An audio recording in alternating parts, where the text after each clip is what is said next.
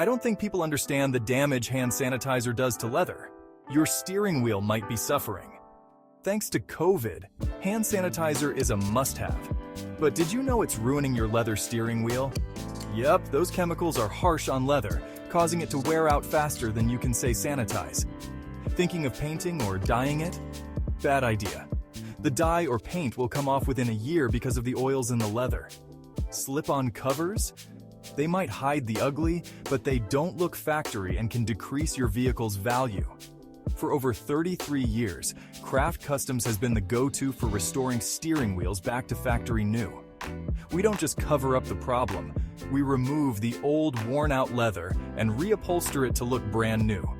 A fresh steering wheel makes your whole car feel new again.